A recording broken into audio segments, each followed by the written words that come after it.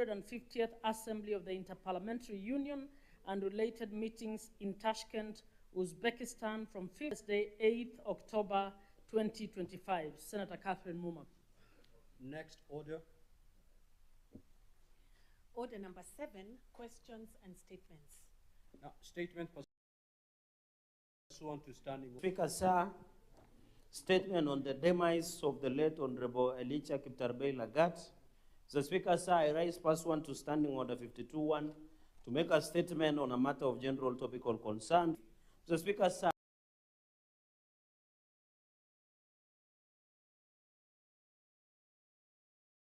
I rise with deep sorrow, solemn remembrance, and profound respect to honor the memory of Elijah Kiptarbei Lagat, whose life was marked by extraordinary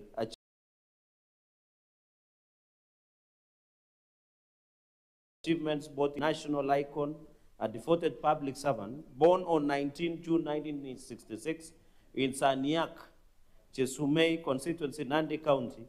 His journey was one of the resilience, determination, and excellence. Remarkably, he began his running career at the relatively age of 27 years old, yet went on to become one of Kenya's most celebrated marathoners. His victory at the 104th Boston Marathon, among other distinguished marathons in the year 2000, remains achievement was not only brought by his personal glory, but also added to Kenya's proud legacy as a global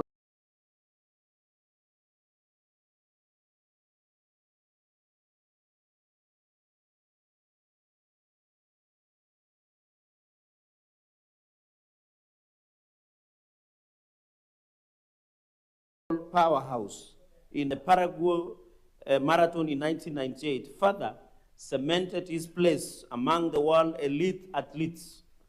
He also proudly represented Kenya at the Sydney 2000 Olympics Games,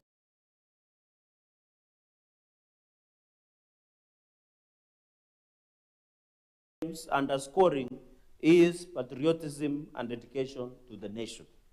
Mr. Speaker, sir, after retiring from athletics, Elijah Kiptarbei Lagat transitioned into politics with the same passion and commitment, and I suspect you must have served with him, Mr. Speaker, sir.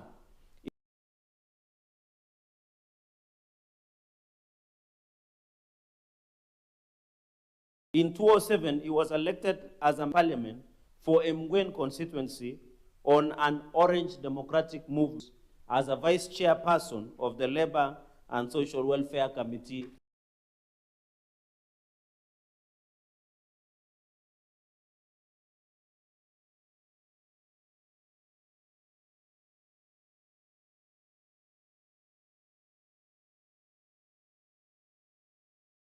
Just like Senator Mundiki.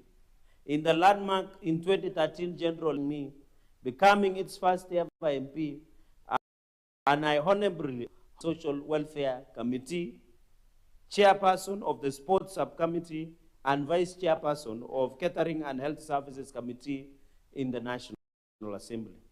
His work in Parliament was characterized by unwavering commitment to improving social services, advancing sports, development. Elijah Lagat was a man of strong values, deeply rooted in his faith as a member of Seventh-day Adventist Church, SDA. He held academic credentials that included a degree in history and master's in strategic management. His service on the National Council of Alcohol and Drug Abuse, NACADA, as a board member further reflected his resolve to confront social challenges, particularly those affecting young people of this country. The passing of Elijah Lagat, Mheshimiwa, on 29 September 2025 at Eldoret Hospital is a profound loss to this nation, to his family and friends. He leaves behind a legacy of resilience, patriotism, and selfless service that will continue to inspire generations of Kenya, both in athletics and leadership. His life story is rising from a determined athlete who conquered the global stage to a committed legislator who served his people with humility, stands as a statement to perseverance, leadership, and love for this country. As we honor his memory today, Mr. Speaker, where he will be rested to rest on 17 October 2025, let us celebrate Elijah Kiptarbei Lagat not only for his remarkable achievements, but also for the values he exemplified. May his soul rest in eternal peace. I thank you, Mr. Speaker. Statement pursuant to Standing Order 53-1. Senator Fonandi. You have two statements under that particular standing order, so you may read them at once.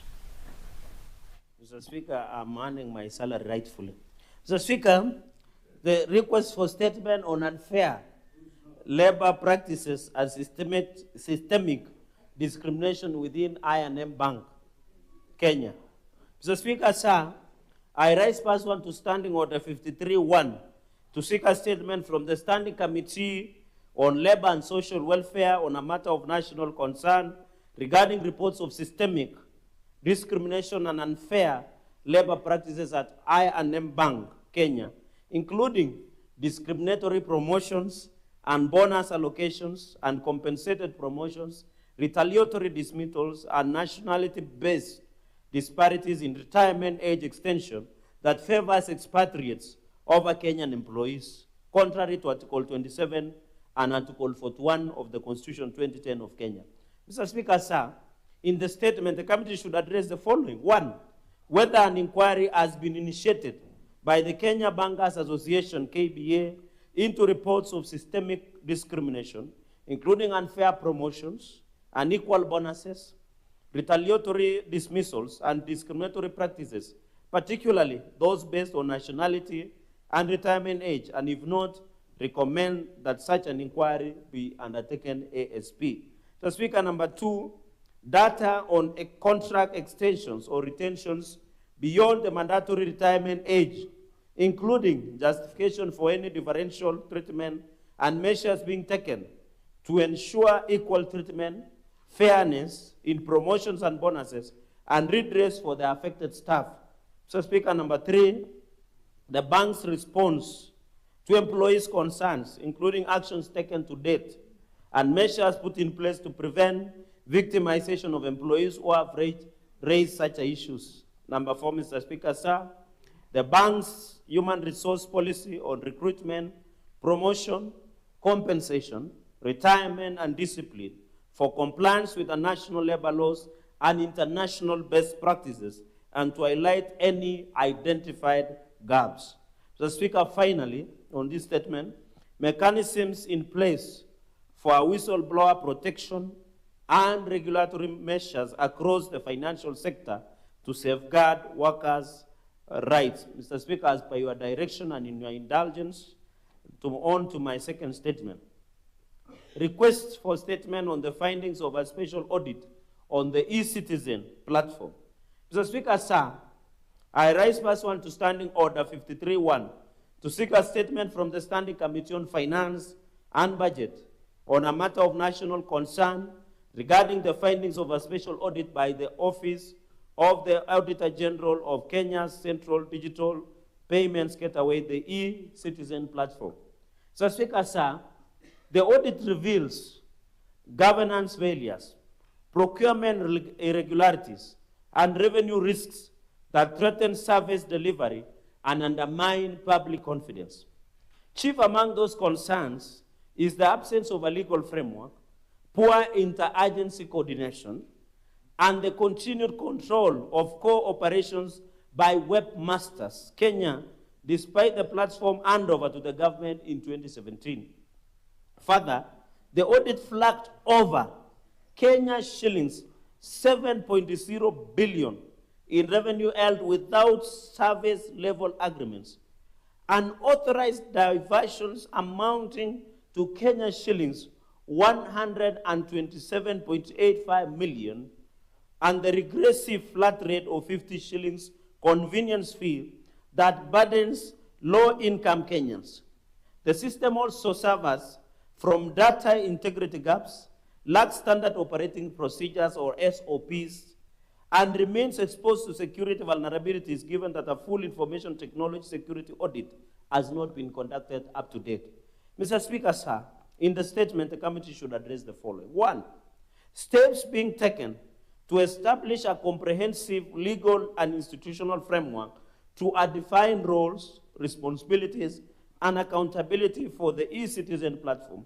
Number 2, Mr. Speaker, sir, measures to ensure effective coordination among the National Treasury, the Directorate of e-Citizen, and the ICT Authority in managing the platform, Mr. Speaker, sir.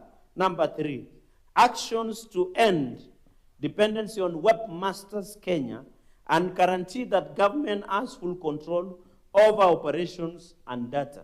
Number 4, Mr. Speaker, sir, strategies to safeguard public funds, including Kenya shillings 7.05 billion in collection accounts, and to address procurement stroke accountability issues such as unauthorized payment and missing contracts. Number 5, Mr. Speaker, sir, plans to review the Kenya shillings 50 shillings convenience fee and mitigate its impact on the low-income Kenyan citizen. Mr. Speaker, sir, steps to address data integrity, system limitations, and security concerns, including undertaking a comprehensive information technology security audit, public trust in the platform.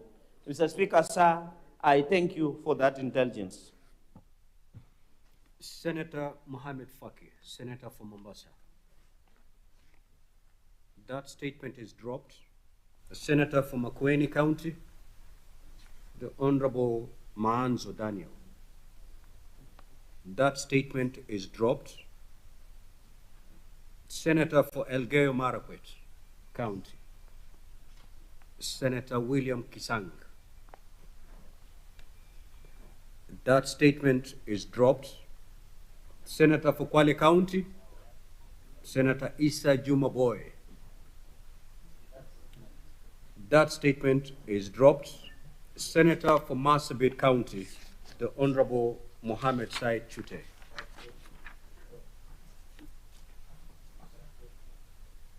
You have two statements. Yes. Read both of them. Honorable Speaker.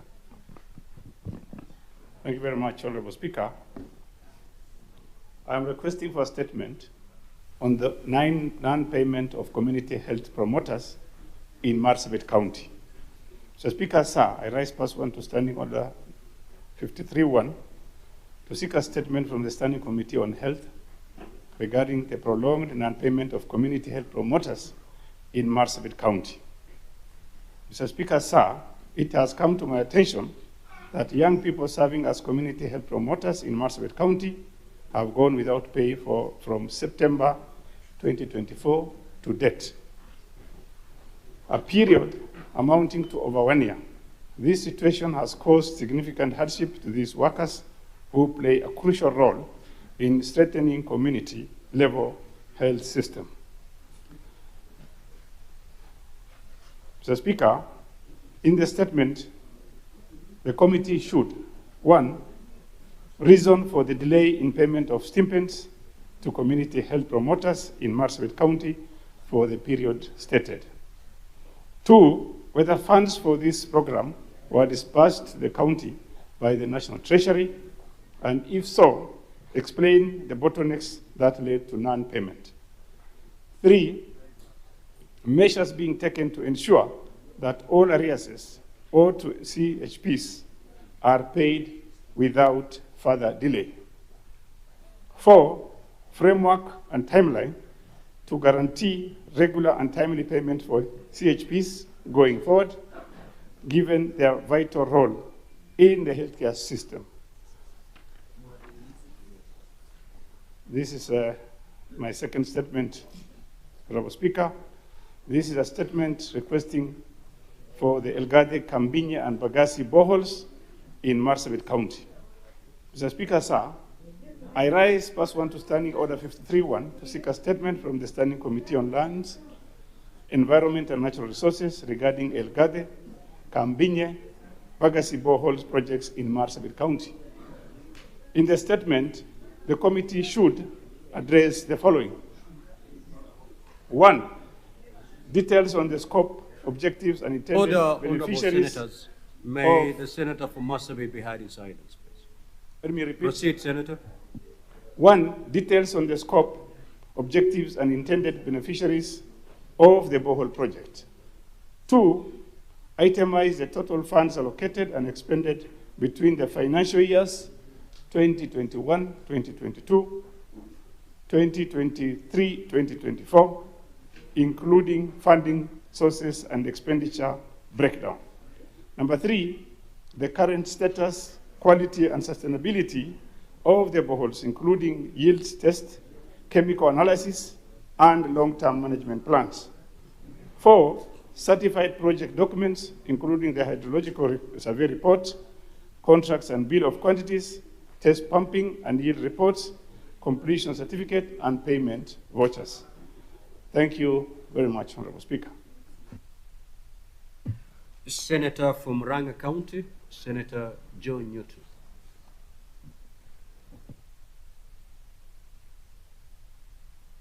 Thank you, Mr. Speaker. It is a request for a statement on the delayed issuance and collection of national identity cards. And Mr. Speaker, sir, I rise pursuant to Standing Order 53-1 to seek a statement from the Standing Committee on National Security, Defense and Foreign Relations on a matter of national concern regarding the delay in the issuance and collection of national identity cards. In the statement, the committee should address the following. 1, the reasons for the persistent delays in the processing and issuance of national identity cards, as well as the measures in place to expedite the process. 2, the number of uncollected national identity cards currently lying in Huduma centers and National Registration Bureau, NRB offices nationwide, and plans to clear this backlog.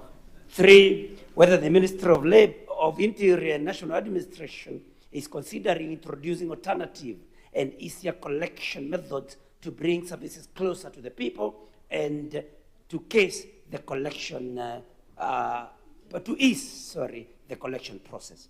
Number 4, the impact of the delay on the ongoing continuous voter registration exercise, and whether the ministry is coordinating with the Independent Electoral and Boundaries Commission, IEBC, to mitigate the risk of disenfranchisement.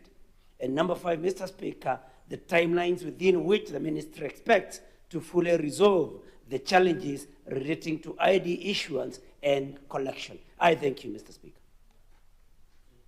Senator for Busia County, Senator Andrew Okero Mtata.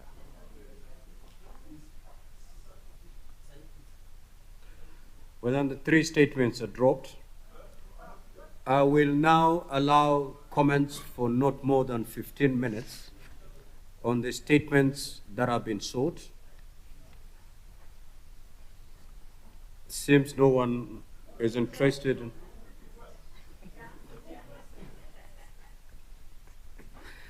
Senator Beatrice Akinyi.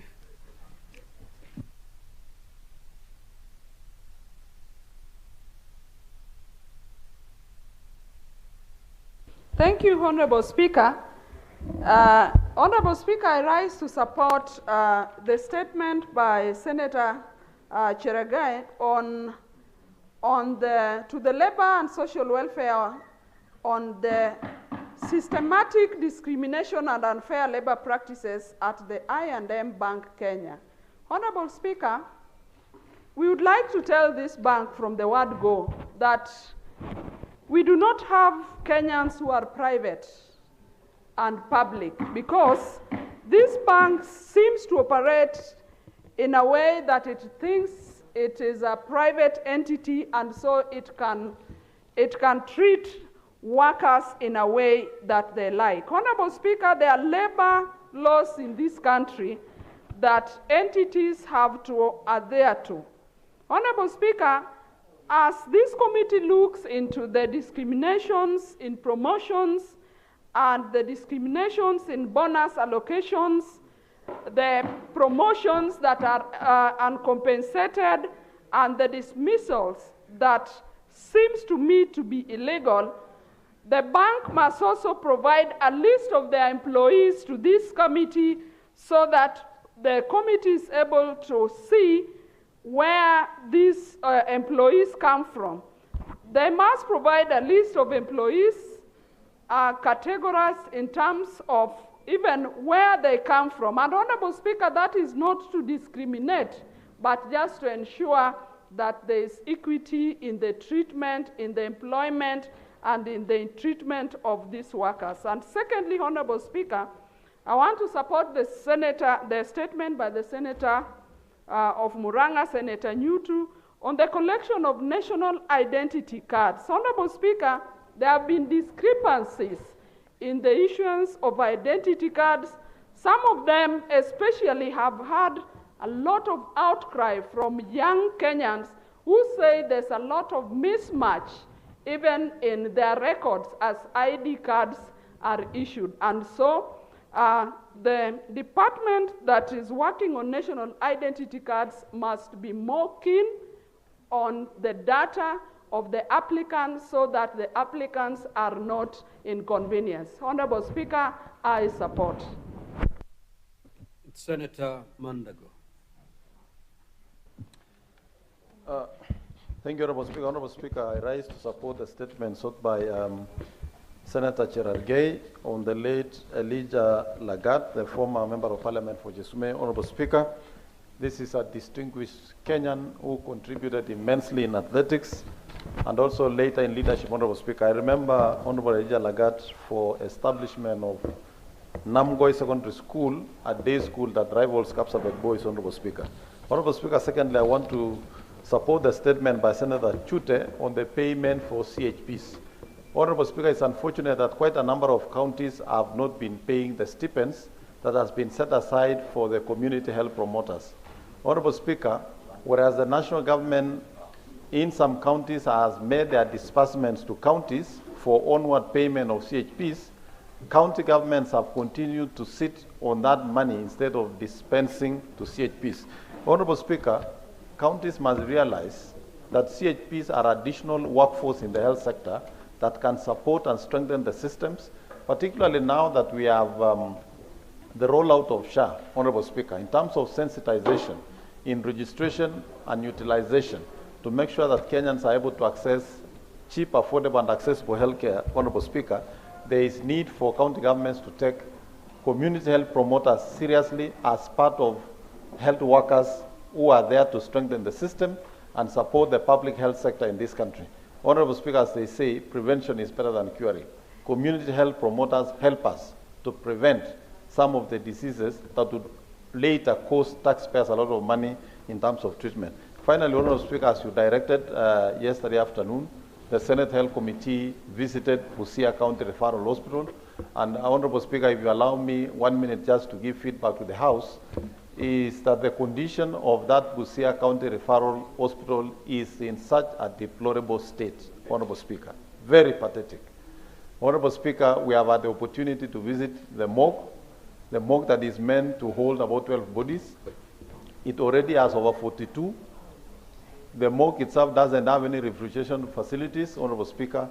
Honorable Speaker, the dialysis machines are not working.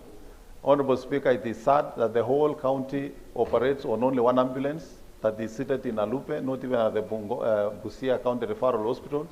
There is a sorry state of affairs in the health sector in this county that needs an urgent attention. Honorable Speaker, my committee will be moving with speed to make a proper visit to this county to assess and make sure that that is rectified, working together with the members of County Assembly. Honorable Speaker, I also wish to note that we have a very vibrant health committee at the County Assembly who assessed over a majority of the matters. And the county executive should take the recommendations from county assemblies very seriously as they work towards improving. Finally, there is mushrooming pharmacies outside the hospital. Honorable Speaker, surprisingly, in less than 100 meters, we have more than 20 pharmacies operating directly outside the Busia County Referral Hospital. Unfortunately, a majority of those facilities are being operated by the staff of the county government of Busia. We want to urge the governor to take stand action and ensure that the people of Busia receive quality health care. Thank you very much, Honorable Speaker. Senator Kajuan.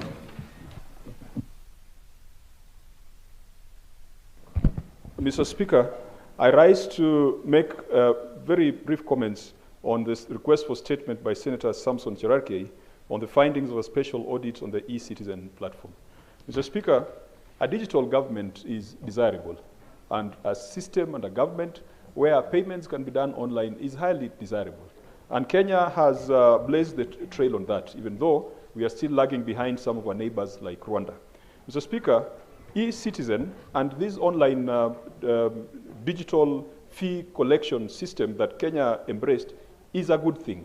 But a good thing, if implemented badly, can cause serious problems. Mr. Speaker, the special audit report that the nation was served with by the Auditor General revealed serious vulnerabilities and flaws in the design of this system. It revealed serious issues around integrity, availability, confidentiality with regards to this system.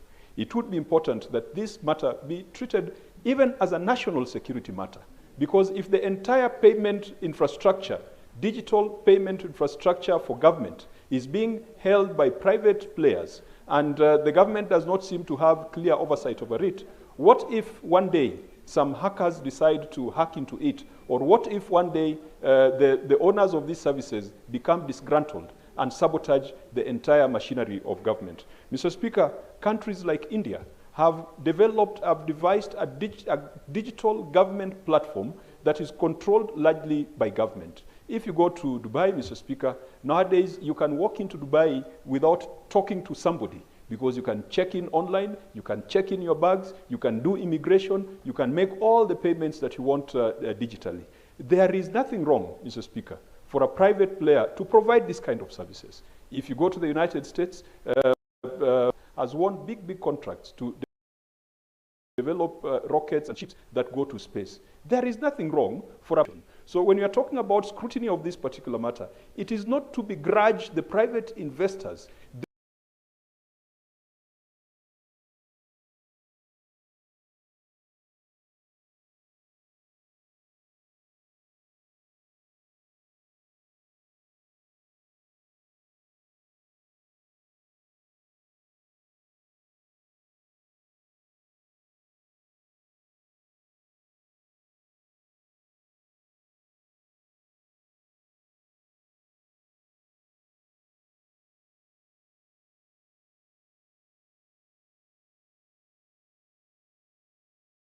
their liberty and their right to be able to do taken positional security out of sovereignty matters. So, Mr. Speaker, termination of their contract, but there needs to be a partnership, there needs to be a special purpose vehicle that brings in the government and on board also the private sector players as they make their money out of their innovation, but Kenyans counts. Mr. Speaker, if you would allow me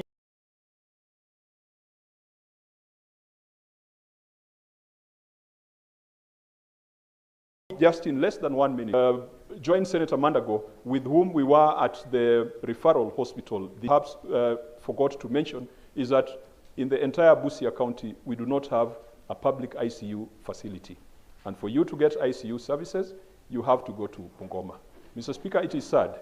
We did not come and expose some of these problems to the county government of Busia. And I want to pray that the governor, the executive, the assembly, and all those parties that we have interacted with, let them not take it as a sign of ill will that we are talking about these things. If a county, after 10 years of devolution, Mr. Speaker, cannot have an ICU, can only have one functional ambulance, cannot offer dialysis services, does not have a functioning oxygen plant, Mr. Speaker, you would ask yourself, what has happened to devolution in that county? And so the people of Busia, let's take this feedback positively. We did not come to witch hunt, we did not come to belittle anybody, but we came to expose the things, governance problems, the structural problems, the systemic problems, which if the governor in good faith, if he were to put together a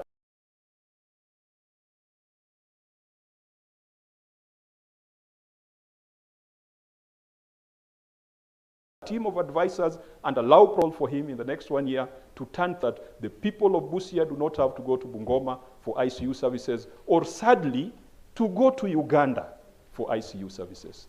Thank you, Mr. Speaker. Senator Murgu.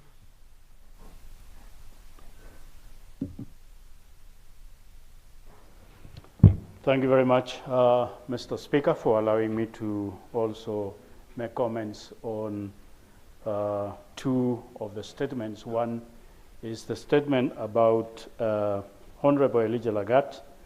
Elijah Lagat is a former MP for Jesume, in Nandi, and we served with him in the 10th Parliament.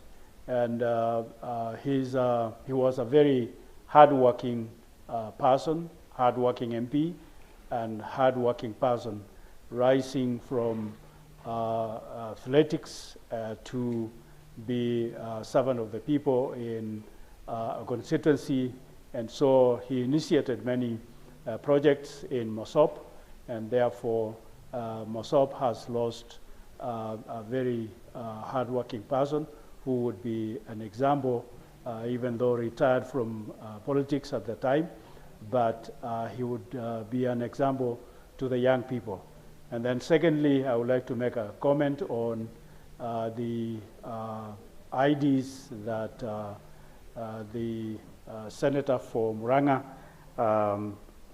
reported, that the IDs that are in registrar offices, and some of them, the offices of chiefs, are IDs or documents that are delaying a lot of things.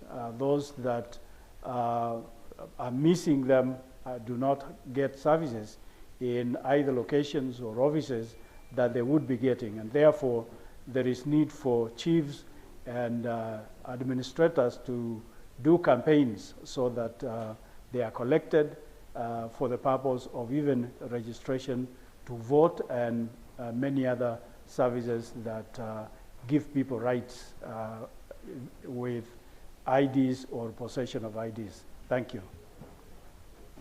Now, before we proceed with the comments, allow me to make this communication. Now, honorable senators, I'd like to acknowledge the presence in the Speaker's Gallery this afternoon of visiting deputy governors from Bungoma, Vihiga, and Trans Nzoia county governments. I request each deputy governor to stand when called out so that you may be acknowledged in the Senate tradition. His Excellency Pastor Jennifer Chemtai Mbatian, Deputy Governor, Bungoma County. Thank you. His Excellency Wilberforce Kitiezo Guadoya, Deputy Governor, Vihiga County. Thank you.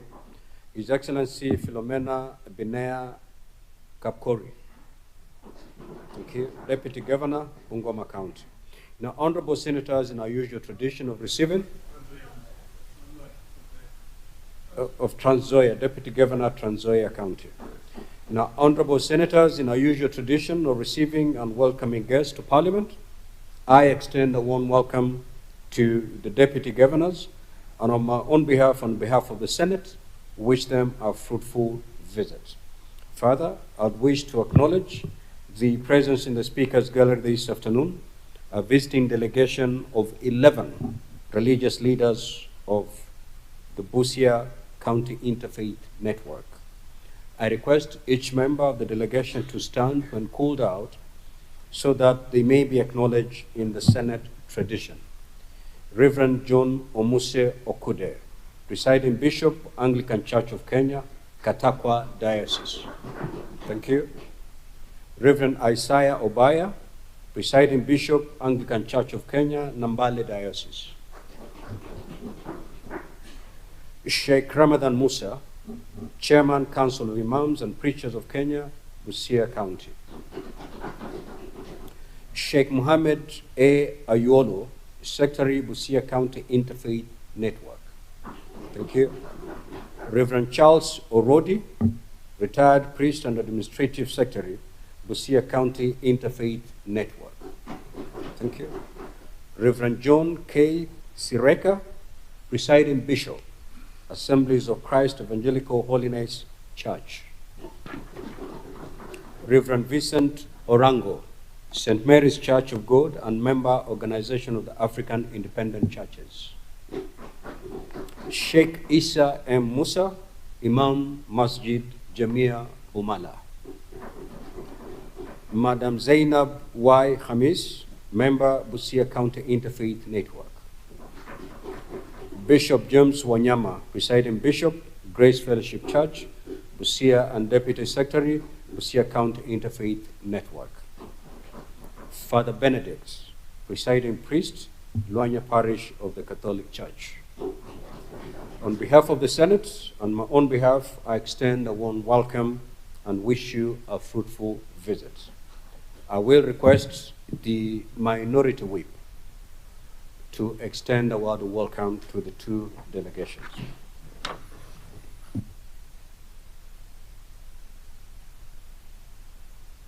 Thank you, Mr. Speaker. On behalf of myself and the Senate, I'd like to extend a welcome to the three distinguished deputy governors from this region, as well as the religious leaders.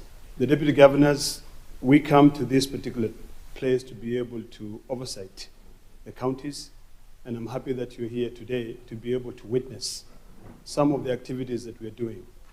I'd like you to take your time to listen keenly, because this house is one house that unifies the entire nation. And it is a house that was established to be able to defend devolution. And that is the work that we do. We not only send money to counties, but we also come here to be able to see what is happening with those the funds that we sent. To the religious leaders, we share a diverse of opinion, and I'm happy to see that the Muslims and the religious and the Christians are also here. I ask you to put this country in prayer as we navigate different terrains to try and find the right path to be able to bring in justice and to represent the people who have given us the opportunity to come and respect and represent them here. Thank you, Mr. Speaker. Senator Muma, you may proceed with comments. Thank you, Honorable Speaker. I rise to contribute to Senator Cherargei's statement on the findings of the special audit on the eCitizen platform. I'd like to commend Senator Cherargei for bringing this very important issue to our attention.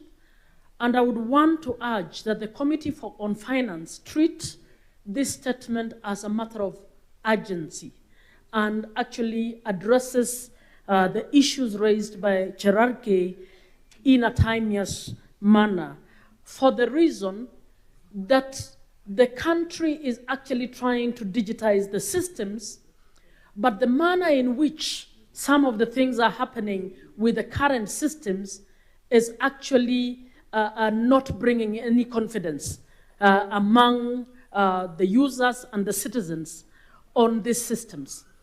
I believe the audit is good for purposes of exposing any loopholes and any weaknesses in these systems. But even as it exposes these issues, it also brings out some level of lack of confidence, because then people imagine this was deliberately intended to fleece the public. You will all remember that recently we've had a spat between national and county governments not wanting to digitize their systems. And yet, when we were at the devolution conference, we all applauded the governor for Muranga for actually digitizing most of the services and the systems, and particularly the financial system. So I would want to ask that beyond the questions that Senator Cherargei has asked, we must also include how we can create this system in such a way that it continues to respect the distinctive nature of our devolved governance. So we are creating a system that is able to ensure county governments can operate their financial systems distinctively and independently, as well as national government, but that we are able to bring everything on this system in order to have better accountability and transparency. So I would want to urge that this is actually taken seriously. I also want to add to contribute to this statement by Senator Nyoto on facilitation of ID cards. Honorable Speaker, access to IDs in this country has always been treated in a political manner. And I come from this region. The region generally, and Nyanza has been, and the coast, have been regions that have suffered marginalization in facilitating access to IDs, because of the perceived political outcomes that might come with voter registration. Honorable Speaker, the other day in Nyakach, I actually came across 5 learners in Mjengo who had a C, had no IDs, and they come from poor backgrounds because they had not managed to collect their IDs. When the Deputy President was still in internal security, I brought a statement to ask that IDs be issued in schools, in all schools, that the registrar of persons facilitate the officers to go to the schools and ensure that Form 3s and 4s are able to get those IDs before they leave. That gives an equal opportunity to every child to apply for college, every child to apply for help, and any other funds. I'm supporting this statement and requesting that as a Senate, maybe we should make it a collective issue. Mr. Speaker, you might want to lead us to the Minister for Interior to actually make case for all learners in our schools to be facilitated to apply during this time so that in January, before the results come out, they are able to have their IDs, to apply for funds in an equitable manner, to be able to have an equal chance to apply for tertiary institutions, to have an equal chance to apply for jobs, to have an equal chance to apply for affirmative action funds. That is not happening. It is only the children of the middle class and the upper middle class who are managing in large sense to access this facility. The ID is an enabler. The ID is an equalizer. I urge that the Senate takes this seriously and makes it our collective responsibility. Thank you, Mr. Speaker. Senator Mundigi.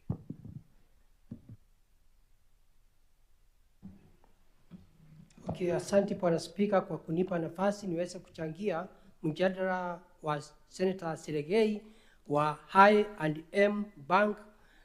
Yangu ni kusema utendaji wa kazi unafaa ufuatiliwe kwa sababu wakati huu ni kila kitu yote, hakuna mambo ya kuwa kuna mtu aangalie njia ile inafaa. Kwa sababu unakuta watu wengine wasikuwa kama ni kazi nyumbani, na kama kampuni yoyote ama mbangi ama wizara yoyote imekumbali kufanya kazi katika Kenya mpaka kuwe na mambo ya uwazi kwa sababu ya kusaidia economy ya Kenya na economy ya kaunti zetu zote. Na utendaji wa kazi ni mzuri kwa sababu unasikia kama I&M Bank mambo ya kupatiana mamlaka kunaweza kuwa itaharibu hata familia za watu. Hapo ndio utakuta itaharibu hata vijana wetu, itaharibu wasichana wetu, utakuta kuna shinda.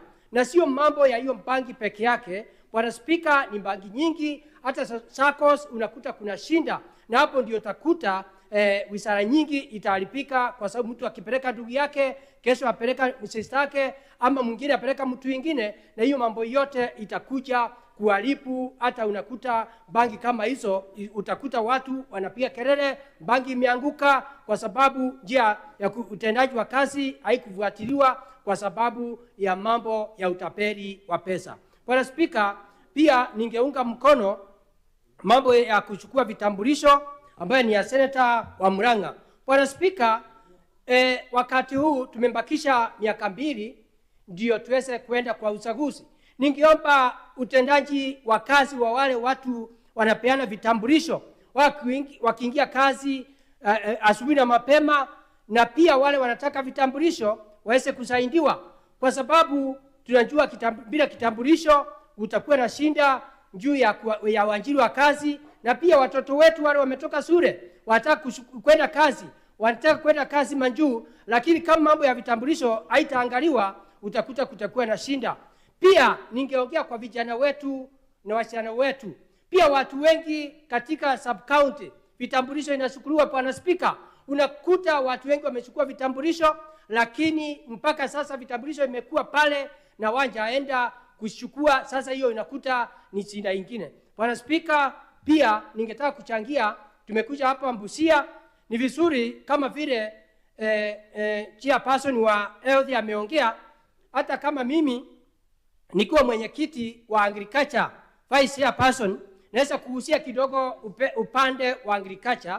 Juzi tulienda hapa katika Butarangi, Lake Victoria, mambo ya uvuvi wa samaki. Na mambo ya ajabu, mimi nikitoka huko Embu County ama Nairobi, nilikuwa ikifikiria utendaji kazi wa mambo ya uvuvi wa samaki. Hapa samaki siko nyingi, lakini Bwana Spika, wakati tulienda pale unakuta kuna shida kubwa sana, kwa sababu tulikutana na watu ambaye ni wa miaka kidogo, lakini unakuta ile shinda iko pale juu ya kilimo ya samaki iko na shinda, kwa sababu kuna ofisi ilijengwa pale na blue economy, na mpaka leo haijakuwa handing over kwa county. Pia unakuta kuna shinda wale watu wanalima samaki wanalamika, wako mbonda ya Uganda, unakuta watu wanaenda uvuvi wa samaki, alafu wakati wa koloni ilisha, wa communist ilisha, lakini watu wetu wakienda pale wanawekwa ndani, wanashikwa mataka na watu wa Uganda. Bwana Spika, naomba serikali ya muungano ya William Ruto aweze kuongea na Museveni, waweze kuangalia vile Busia uhusiano mwingi, ndio watu wetu wasiwe wanachukuliwa mateka, ndio waweze kusaidia juu ya biashara. Pia Bwana Spika, mambo ya county government, hapo mambo county government iko pesa nyingi sana. Bwana Spika, county ya Busia ingenunua machini ya kutengeneza chakula ambaye ya kusaidia samaki, ndio ikae vizuri, ndio wakulima waweze kufaidika. Lakini unakuta baada ya county ya Busia kusaidia kilimo ya samaki inaendelea kuvivia. Kwa hivyo Bwana Spika, naomba uhusiano mzuri wa county ya Busia na MCA na executive. Hapa tumeona makanisa, hata makanisa mpaka hiyo maneno. 30 seconds, Honorable Senator. Sawa. Bwana Spika, kwa hivyo ningeomba hao watu wakae pamoja, waweze kuangalia vile watasaidia kilimo, kwa sababu kilimo ya hapa ni uvuvi wa samaki, ni uvuvi pia ni mambo ya miwa. Pia ningeomba waangalie kuna mambo ya value addition, waangalie kama kuna kilimo ingine kama ya makandamia, kama ni mambo ya makandamia na pia na vitu zingine, ndio waweze kutengeneza kilimo, kwa sababu saa hii mambo ya elimu hapa iko juu sana, lakini mambo ya kilimo pesa. Point of order. Point of order. Point of order. Well, the Honorable Senator has concluded his remarks. Now, before I allow Senator Olekina to make his comments, allow me to make this communication. I would like to acknowledge the presence in the public gallery this afternoon of visiting teachers and students from St. Monica Chakol Girls High School in Busia County. The delegation consists of 4 teachers and 60 students who are in the Senate for an academic exposition. Now, Honorable Senators, in our usual tradition of receiving and welcoming visitors to Parliament, I extend a warm welcome to them, and on my own behalf and on behalf of the Senate, wish them a fruitful visit. I will request the Senator from Busia County to extend a word of welcome. And a 1 minute, Honorable Senator. Mr. Speaker, sir, thank you for the opportunity. St. Monica Chakol Girls is one of the premier schools in Busia County. Even the MP for the area where we are here, Teso South, is an alumni of St. Monica Girls. So feel very welcome. You have seen our distinguished senators here. They are here because of their efforts. And then, as I told you in my world, is the cream that rises to the top, and try to be the cream. We know that also rubbish rises to the top when there's no order, but when there's the orders are come, it's only the cream that rises to the top, and so you work hard at your studies, and you'll rise to the top. Thank you very much, and feel at home. You are most welcome, and we are honored by your visit. Thank you, Mr. Speaker, sir. Senator Olekina. Mr. Speaker, I'd like to support the statement by Senator Cherogei. This statement should worry Kenyans. We cannot have an audit carried out, and we are told by the Auditor General that there's an issue of accountability or up to 7 billion shillings. Mr. Speaker, it is about time, and this is why I always say that statements are brought to this House, not just for the sake of one committee investigating it, but to be able to assist this Senate or Parliament develop legislations that can ensure accountability. Mr. Speaker, it is quite clear that there is a lack of accountability. There is opaque legal framework to be able to oversight e-citizen and a private entity. And this is why I differ from my colleague, the distinguished senator from Homa Bay. I agree with him that there's nothing wrong with a private entity doing business. But when it comes to revenue being collected for the entire nation, where we have, I think, a minimum of about 22,000 services, then at that point we must ask ourselves, what have we done as a parliament to be able to develop legislation that oversight that service being given to a private entity? Madam Speaker, if you look at countries like Sweden, Estonia, Denmark, they have legal framework that assist the government be able to collect that revenue. Singapore is one of them. But here, and I can tell you I'm speaking out of experience on this matter, legislations are drafted, engineered by the private sector. One of those legislations is the legislation on the healthcare. It is all engineered by the private sector. So now, when you look at the regulations that are regulating the e-citizen platform, there's not a single one. It cuts across different ministries, not even the Ministry of ICT. So, distinguished senators, it's about time that we either amend the PFM Act, look at Article 206 of the Constitution that talks about the consolidated fund, and ensure that all these 22,000 government services, that money goes directly to the consolidated fund, but not to a webmaster for them to collect a service fee of 50 shillings that they cannot really account for it. Those are some of my biggest problems that I see in this country, where there is opaque legal framework, lack of accountability. You know, you cannot compare. There's no way we can say that we are leapfrogging. We are not leapfrogging. What we are doing is that we are lining certain individuals' pockets. That is a fact.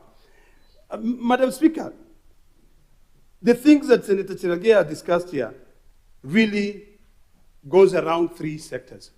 One is the technology being used. That technology must be owned by the government. Why do we have an ICT authority, yet we cannot rely on it to be able to develop technology that the government can be able to use? If ICT authority cannot be able to develop the technology, why don't we go to the NIS? I believe last year, was it 2 years ago, we were invited by NIS. They showed us their capacity and capability in developing the land registry technology to be used, because that will be government to government. Let us now move away from this issue where we are collecting 50 shillings, but in 22,000 government services. That's a lot of money. So, Madam Speaker, it is time that this government has control. And I hope that when the Committee on Finance and Budget is going to be looking at this, I think the Committee on Public Accounts Investments, and even the committee led by, the committee led by Senator Kajwang, should go and look at it, because to be honest with you, how do you oversight e-citizen? Who has oversighted e-citizen apart from us? This time, let's not just comment on a statement, but actually take advantage of the things that we are finding out from the Auditor General, develop legislation, and finally, either set up an ad hoc committee and do away with this webmaster. Thank you, Madam Speaker. For senators, I wish to reinstate the statements by Senator Okiya Omtata before we continue with the comments. Senator Omtata.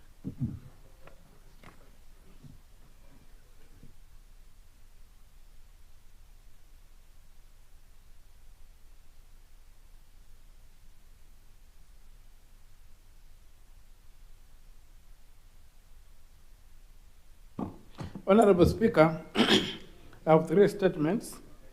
I request that I read them all together. Proceed, Senator Omtata. So my first request is a request for a statement on the protection of Lake Turkana's fishing ecosystem and the establishment of Busia as a national dry fish auction market. Madam Speaker, I rise, pursuant to Standing Order 53 Clause 1, to seek a statement from the Standing Committee on Agriculture, Livestock and Fisheries on a matter of inter-county concern regarding protection of Lake Turkana's fishing ecosystem and the establishment of Busia as a national dry fish auction market. Madam Speaker, Lake Turkana, the world's largest desert lake and a UNESCO World Heritage Site, sustains thousands of livelihoods in Turkana and Marsabit counties. However, it faces great threats from illegal, unregulated, and destructive fishing practices, including use of toxic chemicals, the harvesting of an undersized fish, and unsustainable netting. Reports further indicate the direct involvement of foreign nationals, notably traders from the Democratic Republic of Congo, in collusion with locals, worsening the depletion of fish stocks. Madam Speaker, meanwhile, Busia County, a hub of cross-border fish trade, still lacks a formally recognized national dry fish auction market. This regulatory gap undermines food safety, denies government revenue, and fuels practice manipulation. In the statement, the committee should address the following. The reports of illegal and destructive fishing in Lake Turkana, including the role of foreign nationals, and purpose immediate enforcement measures. 2, policy and legislative actions to prohibit toxic fishing methods, regulate net sizes, enforce closed seasons, and bar direct fishing by foreign nationals. 3, the establishment of a national dry fish auction market in Busia town under the Fisheries Act and the National Trade Policy, ensuring compliance with Kenya Bureau of Standards, Kenya Revenue Authority, and public health standards. 4, inter-county collaboration between Turkana, Marsabit, and Busia to strengthen enforcement, establish landing, inspection sites, and empower fisherfolk cooperatives with storage and processing facilities. Senator Andrew Mtata MP, Senator from Busia County, 1st October 2025. Second, I request for a statement on the conservation, development, and promotion of Kakapel prehistoric site in Busia County. Madam Speaker, I rise, pursuant to Standing Order 53, Clause 1, to seek a statement from the Standing Committee on Land, Environment, and National Resources on a matter of county-wide concern regarding the conservation, development, and promotion of Kakapel prehistoric site in Busia County. Madam Speaker, the Kakapel prehistoric site, gazetted by the National Museums of Kenya, is a monument of exceptional archaeological and cultural significance, showcasing ancient rock art and inscriptions dating back thousands of years.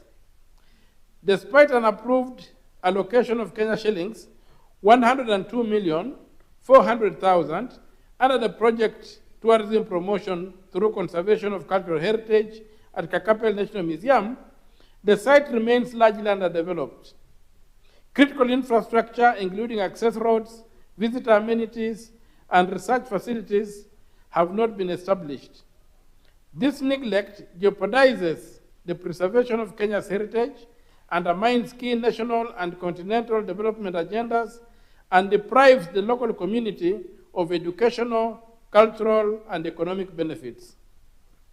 In the statement, the committee should address the following. The status of implementation of the Kakapel project, including reasons for the delay in release and utilization of the allocated funds, and whether due process was followed in the planning, tendering, and procurement stages of the project, and provide relevant documentation. 2, measures in place to develop essential infrastructure, such as access roads, fencing, signage, interpretation centers, accommodation facilities, and cultural exhibition spaces. 3, strategies to collaborate with universities and archaeological institutions for research, documentation, and preservation of both tangible and intangible heritage. 4, plans to promote community-based tourism models that empower local residents and safeguard cultural identity. 5, national and international marketing initiatives to position Kakapel as a flagship heritage tourism destination, including cross-border tourism with Uganda. Signed, Andrew Omtato Koiti, MP, Senator from Busia County, 1st October 2025. My third request for a statement is on the management of sugar sales, dilapidated infrastructure, and rampant sugarcane smuggling in Busia County.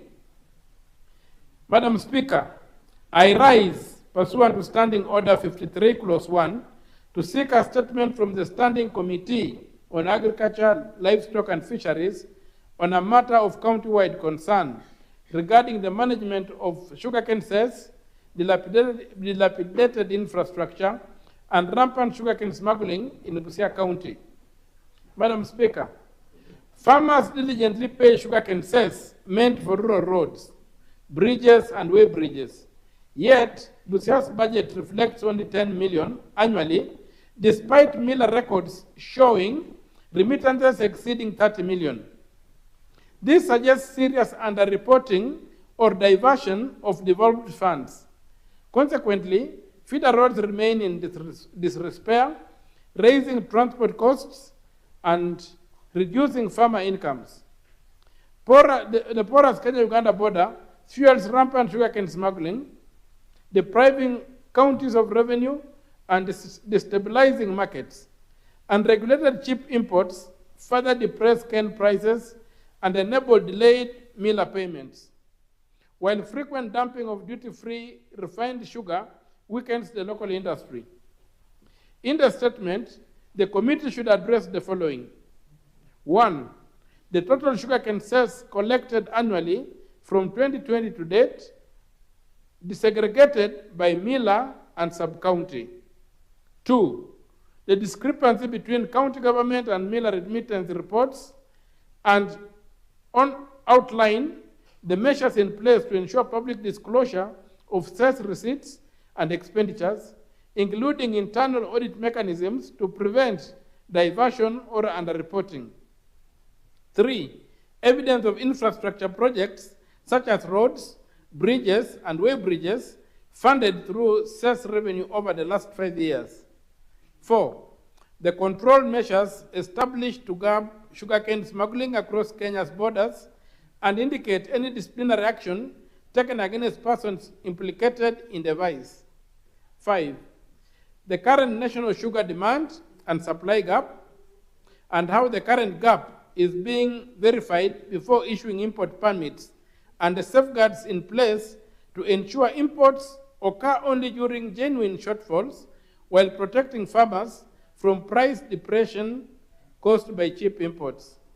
Signed, Andrew Omtato Koiti, MP, Senator from Busia County, 6th October 2025. Thank you, Madam Speaker. We resume comments on the statements. Senator Mutinda.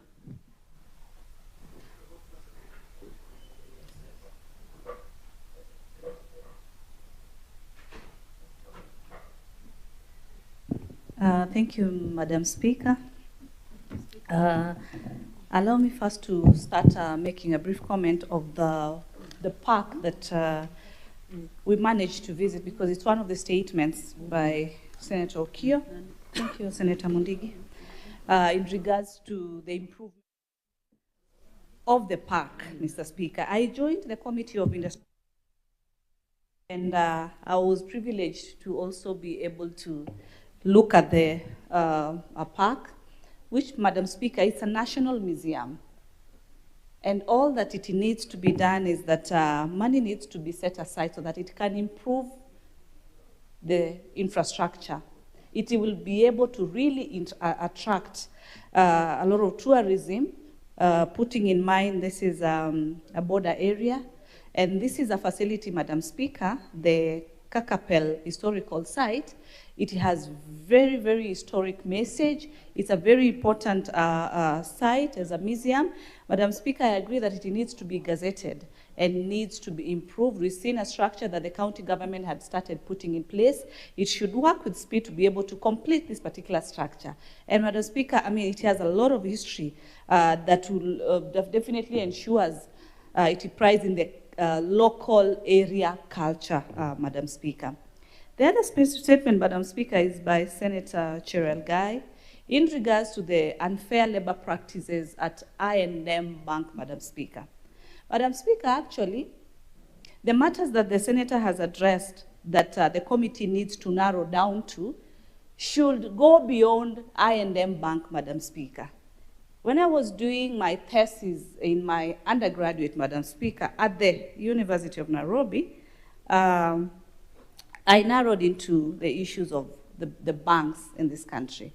By then, there were about 42 banks by then. We've had an increase of the number of banks in this country. And mostly, most of them having foreign investors, Madam Speaker. When the foreign investors invest, which is something that we encourage them to do, Madam Speaker, we should not also close our eyes and forget some of the issues that have been raised, some that are in this particular statement, in terms of unfairness, probably in the promotions, in the recruitment processes, in the local strategic market strategies that need to be adapted locally, because the local banks need to help the locals, not only a specific sector, Madam Speaker. So this issue should not only be narrowed to I&M Bank, Madam Speaker, but across the different banks. The Committee of Labor should be able to give an adequate report, Madam Speaker, of all the banks in this country. Be able to analyze the issues that have been brought about by the Senator, the mechanisms that are in place to be able to whistleblow, and many others. At times you find that transactions have been done.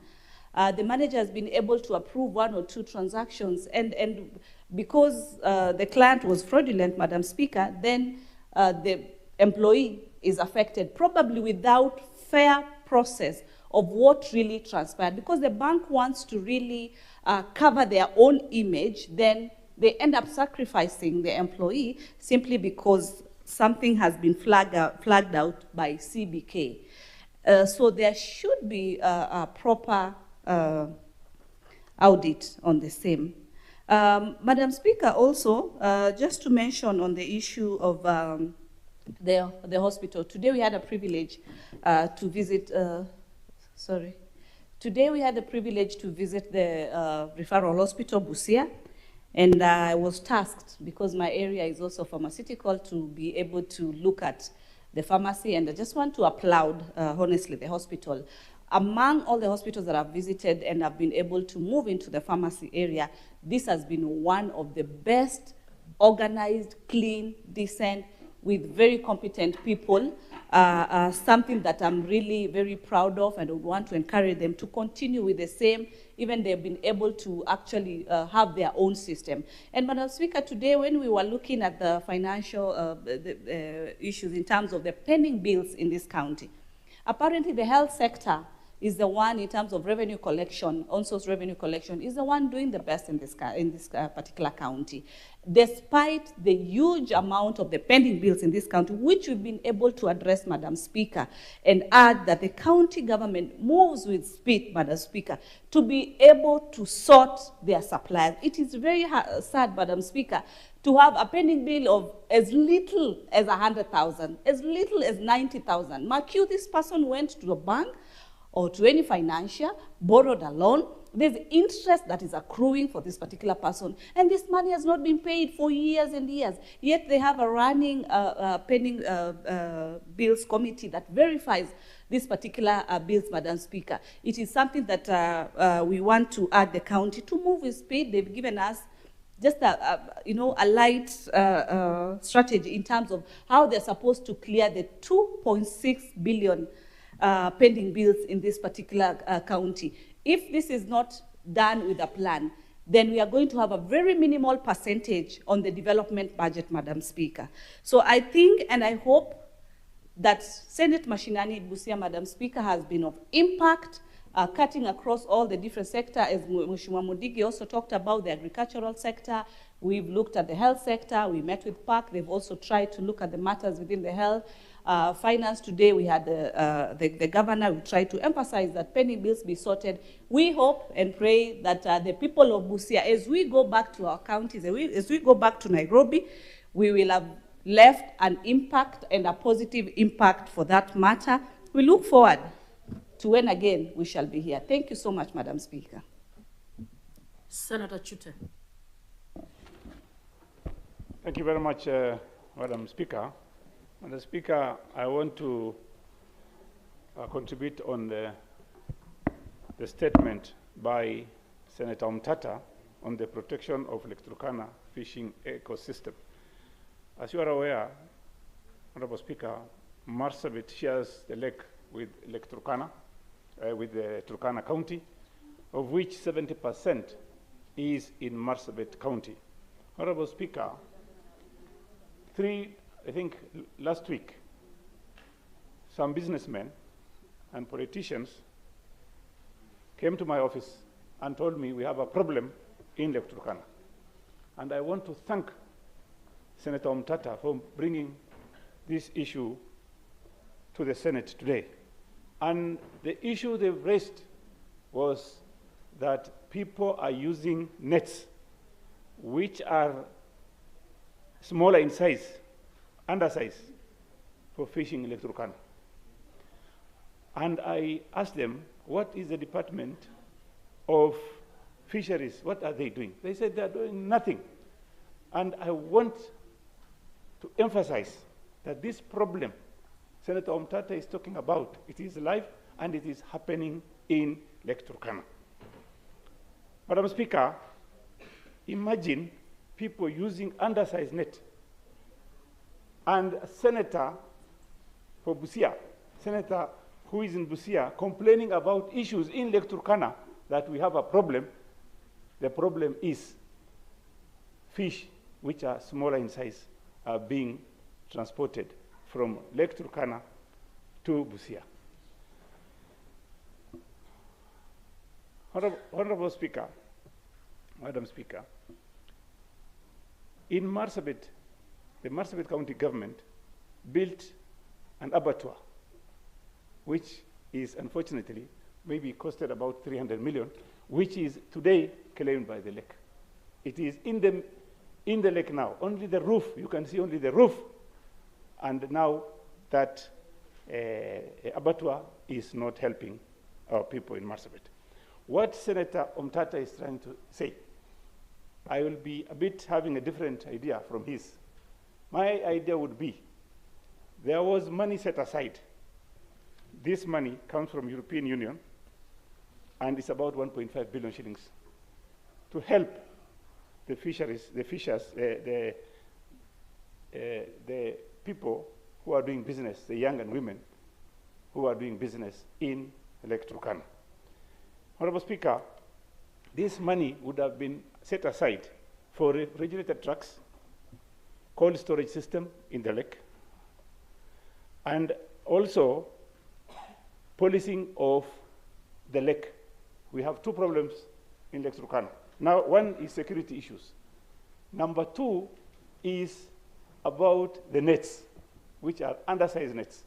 And if we don't stop this, we will not be having fish to be harvested from Lake Turkana in the next 5 years. Honorable Speaker, I want to ask CS Joho. I spoke to him about 3 weeks ago on the same issue. I told him there is a problem in Lake Turkana, and we need to deal with that problem as soon as possible. And he promised me he's going to come to Marsabit specifically to come Lake Turkana and sort out these problems. What do we need in Lake Turkana?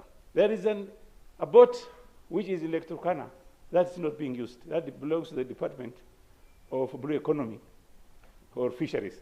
That boat stays there. It can be only used when somebody wants to hire that boat. It doesn't do the policing work. It doesn't help our people in even, helping for emergencies.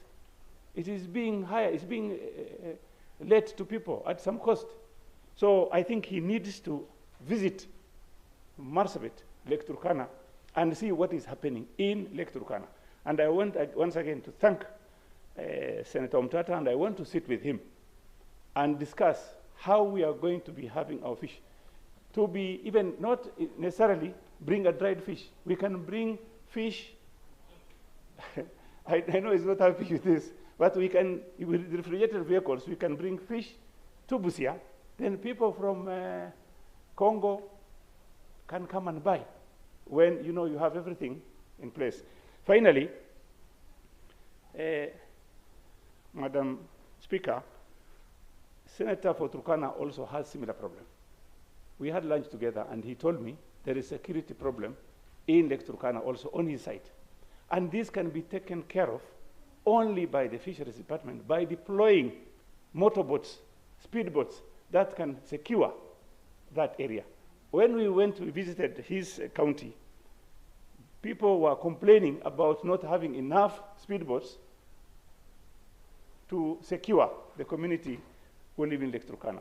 So my request to the committee is they have to do thorough investigation and also visit Lake Turkana, both sides, Turkana County and Marsabit County, and see for themselves what is happening in Marsabit, Lake Turkana. And most probably, we would also request, if possible, we ask the CS also to visit as soon as possible. Thank you very much, Madam Speaker. Senator yes, it's fine. Yes, please do. Honorable Speaker, Madam, I rise to object that there is not a quorum present in the House. Madam Speaker, do we have quorum for the proceedings? Clerks, do we have quorum?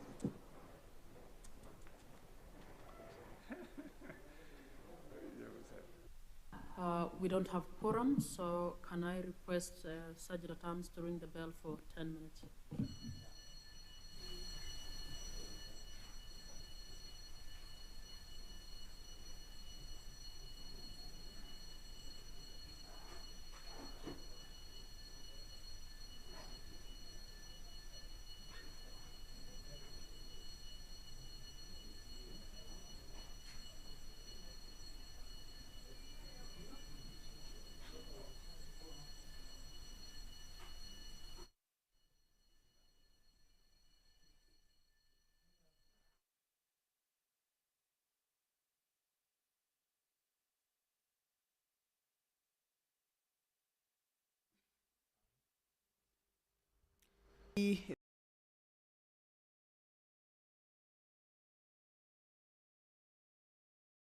Business over the rose to informing the Speaker that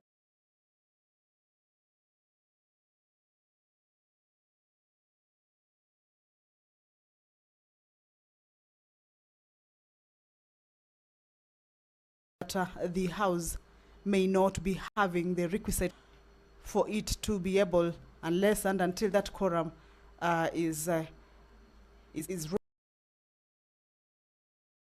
raised. So the Speaker has indicated or directed that the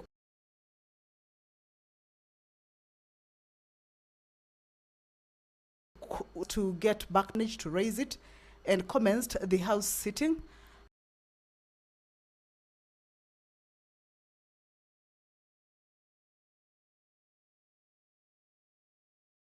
However, as the business continued, it seems that members have walked out of the chambers and therefore making the House lack that requisite quorum for the business to continue. So that is a quorum bell that is on. If the members may manage to make their way inside, then the House will pick up from where they had left. So once that quorum is raised or is achieved, then they will be able to pick up on the business that is lined up for consideration. And if not, then that House will be adjourned until the next sitting This is pursuant to the provisions of standing orders of the House. Remember, this is a Senate plenary sitting taking place in Busia County under the Senate Mashinani program. This is the last plenary sitting day. The House has been sitting at the County Assembly of Busia since Tuesday afternoon, sitting Wednesday morning, Wednesday afternoon, as well as today. So this will be marking the last day of the plenary sitting, as is the calendar of the Senate, that the plenary sittings are done from Tuesday afternoon to Thursday afternoon. However, you will recall that the senators have also been conducting committee sittings done by various standing committees, also making visits to various county projects. And so this afternoon, if the House does not correct, then that means they will be adjourning, and that will be the end of the Senate Mashinani chapter, or the Busia chapter, and they will be back to the main parliament buildings in Nairobi from next week. So we shall be waiting to hear from the Speaker, Honorable Veronica Maina, who's currently, Honorable Catherine Muma, I beg your pardon, who is currently chairing the House. If that quorum is not present, then the House shall be adjourned. But if you're just joining us, that the House has been going on with its business. However, quorum hitch has been faced, and therefore that is the quorum bell to call back the members who may have stepped out of the chambers because the House does not have the requisite quorum during the proceedings of the House. Before that quorum hitch, the members were considering statements that had been lined up for consideration in today's order paper. Some of the statements include that from the member for Nandi, Honorable Samson Cherargei, from the Standing Committee on Finance and Budget regarding the findings of a special audit by the Auditor General on Kenya's Central Digital Payments Gateway, the e-Citizen. Also, statement by the Senator for Makwiny County, Honorable Daniel Manzo, seeking from the Standing Committee on Education regarding a report of sexual assault involving a grade 3 pupil at email at Emali Sunshine Academy in Makwiny County.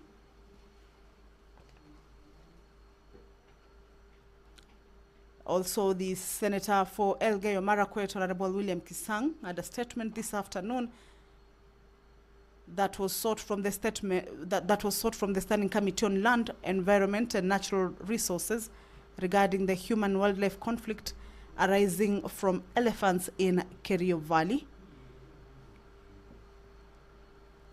Also, the Senator for Murang'a County had a statement sought a statement from the Standing Committee on National Security, Defense and Foreign Relations regarding the delay in the issuance and collection of national identity cards. And we have also seen the host Senator, Busia County Senator Honorable Andrew Omutata, also seeking statements regarding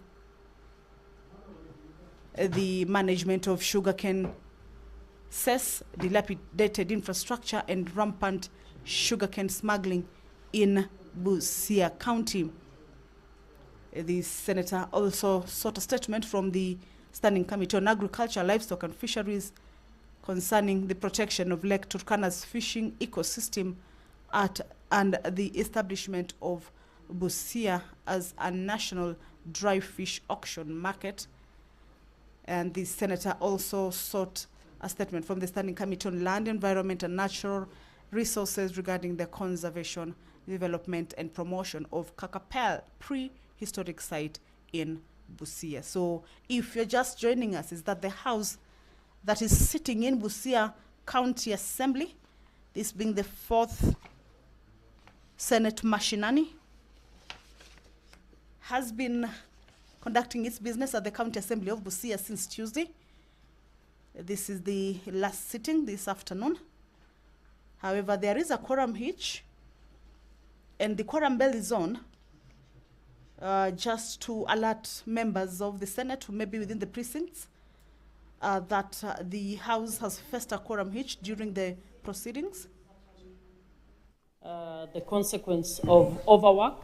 I'm aware that a number of committees are still doing their exit meetings. Having failed to attain quorum at the expiry of the 10 minutes, the Senate stands adjourned pursuant to Standing Order 41-2A until Tuesday 25 at 2:30 p.m.